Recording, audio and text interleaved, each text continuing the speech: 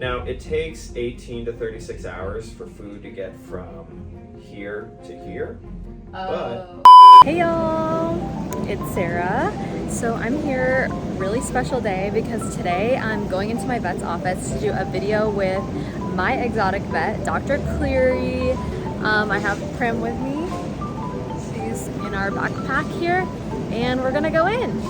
So today is a really special day because, as you can see, I am here with my exotics vet, Dr. Cleary. We are at Center for Avian and Exotic Medicine here in New York City. So this is a really cool day because we're going to be talking about GI-stasis. Primrose here is our little example slash model. Hi, I'm Dr. Lyle Cleary. I've been here at the Center for Avian and Exotic Medicine as a full-time doctor for over 6 years now. Graduated from vet school at Tufts University, School of Veterinary Medicine.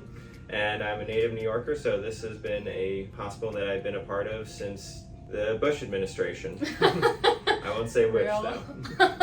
These little guys are my passion, so I'm here to teach Prim about what stasis is. Yay! So, in terms of GI-stasis, what is it? Like, just what is it? Yeah, so GI-stasis is both a clinical sign as well as disease. What that means is stasis in and of itself is something that is caused by many other things.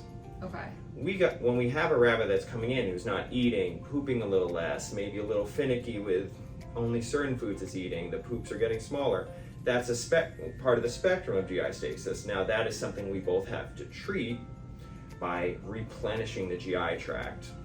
Okay. But we also have to find and treat the cause of the stasis. Okay. So is it always one cause, or just like could be multiple things? It can be multiple things. Okay. There are so anytime we have a rabbit that comes in with stasis, we always do a full physical exam, feeling them up and down, looking for any signs of an infection or low temperature, or sometimes I always insist on doing blood work and x-rays because that is the only way we can know if they're in kidney or liver failure or have a liver torsion, or sometimes they have, just on physical exam, I can feel a big obstruction in the stomach. There's no one-stop shop of what you can do for every stasis. Each one is slightly different because every rabbit is really individual. Okay. So stasis is basically they're not eating really, they're not pooping, they're not drinking water or less.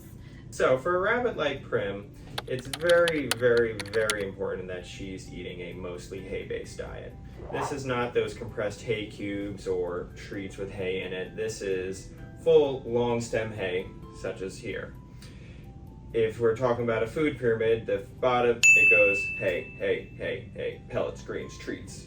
So, and treats is like fruit, special treats. One of the big causes of stasis goes back to husbandry. So if we have a rabbit who is getting unlimited pellets, heads of lettuce a day, a whole banana, they're loving it, but that's not promoting the right bacteria in their gut and giving them that big fiber mat that their enzymes, the bacteria, the whole microflora in the GI tract is meant to be processing. Okay. Everything comes back down to what they eat. So, which unfortunately means that comes down to the owners. I personally use second cutting Timothy hay from Small Pet Select.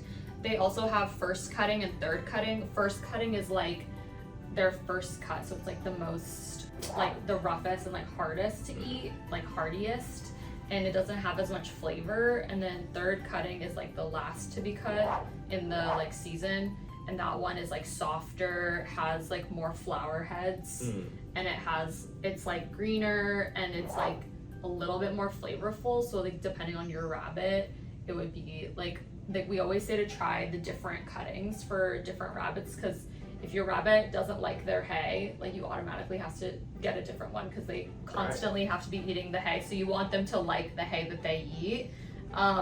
So if you have like a really picky rabbit, we always say like do third cutting because it's like more flavorful and they like gravitate towards it more. But then if you have a rabbit that like has like really fast growing teeth or something like that, like the first cutting is good because it's like rougher. Yeah, and it has more silica. Yeah, and it grinds the teeth down more. Yeah. So rabbits, their teeth structure is such that their teeth never stop growing. Yeah. As a result, they need to be eating hay. Hay has silica in it, which is why it dulls the blades of your lawnmower, but also wears down their teeth with this sawing motion they do as they chew it. Mm-hmm. Just eating pellets, just eating greens, just eating like hay cubes, that is not going to wear down their teeth as they're supposed to. Yeah.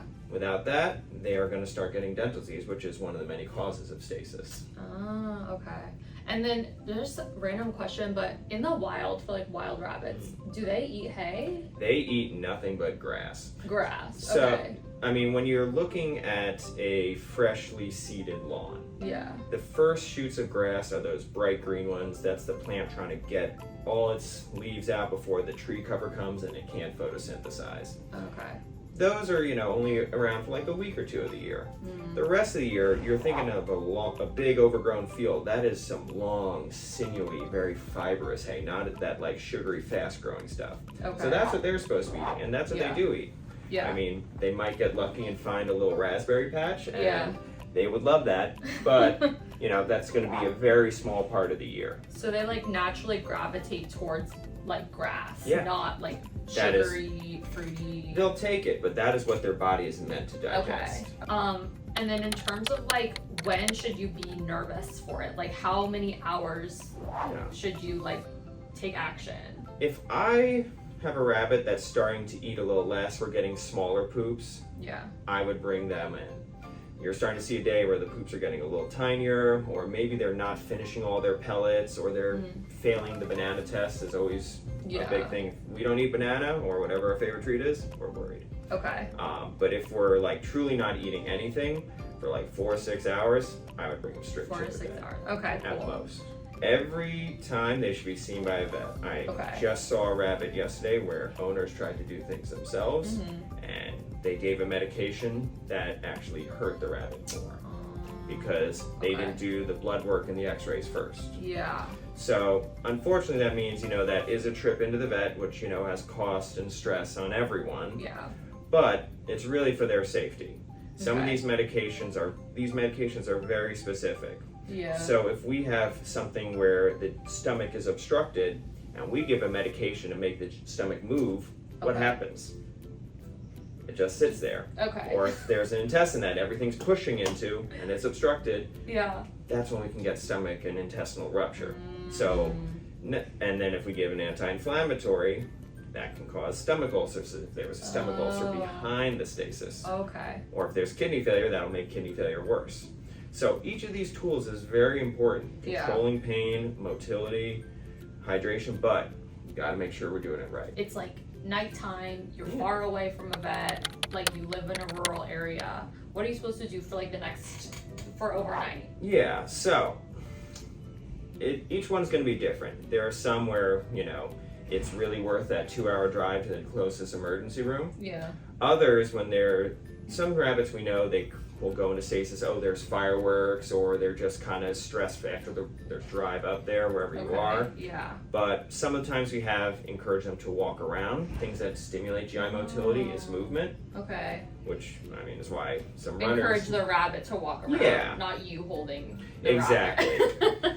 Yeah. Sometimes just gentle vibration of the tummy. Okay. We're not trying to like mush things together. We're just trying to get things jiggling. Yeah. But in general, stasis is painful, and pain causes stasis. So it becomes a snowball effect if we're Okay. not treating it. Okay. So the most important thing is always going to be figure out the cause and start controlling pain and replenishing the GI tract. Prim was kind of going into stasis regularly when I first got her. I had to bring her in and I didn't know what to do for stasis, and they kept telling me here at the vet, you need to give her hay, more hay. And I was like, okay, well, she doesn't eat a lot of hay, so I don't know what to do.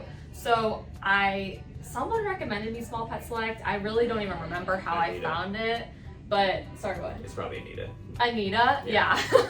So I think she recommended it to me, and basically I got the second cutting hay and Prim started eating it really regularly. And then she got better, thank God. Now, it takes 18 to 36 hours for food to get from here to here. Oh. So you might see a rabbit who's not eating Yeah. for the next couple hours, but poop's still going to come out. Oh, okay. you know, we find, and then we go into full-on stasis, and we come in. We haven't eaten. We weren't eating for like a day. Then we're doing the feedings. We're repopulating the gut. They're starting to eat a bit. 2 days later, we're still not seeing poop because the cecum has been empty. It has to reach that critical mass. Okay. So it's never a one and done. The next day they're eating and pooping. There's a kind of delayed effect that you see going from here to there. So I always start by feeling them up and down, feeling for any warm spots, any broken limbs, just is there any weird movement, any abscesses, any swelling, bumps, anything. Eyes feel normal. Feeling is a lot. And when you feel a lot of rabbits, you kind of start to pick up on what is and isn't normal. And I always make sure to listen to them. I listen to the heart, the lungs, and then I start to listen to the GI tract. I start with the stomach. I'm hearing a little gurgling, which is normal. Have you ever heard her heart? No, never. Oh my gosh, I'm scared. It's so fast. Yeah. It's that, like, is that a normal heartbeat? That is normal. Why is it so fast? Because these guys are prey species. I know. They live fast, die fast, they gotta move fast, bolt at any moment. Their body is built just to have a faster heartbeat. So that's normal? That is 100% like normal. 20, like all the time their heart is beating that fast? Yeah. But yeah, then I'm feeling around her stomach, seeing if she's painful anywhere. A lot of times when there's a source of pain, sometimes you'll see them like kind of quiver. I'm also looking for her reaction. So I'm feeling around the bladder, she's comfortable. That means tells me there's like no bladder stones, no kidney stones most likely, though sometimes they can be hard to find. I then take some of my tools, start looking at her eyes, any signs of inflammation. All right, well, I feel like we learned a lot today. Thank you, Dr. Cleary, for telling us all this information. Maybe we'll be back with another video of something else. Thank you, Prim. Thank you, Prim. As always, I'm Sarah. Thanks so much for watching, everyone. If you want to follow us on social media, I'm at PCP Buns on Instagram. And I'm at drlyle.dbm on Instagram as well. So thanks everyone for watching. If you have any questions, comments, concerns, please comment on this video. We'll be answering your questions. And like and subscribe. We'll see you next time. Bye.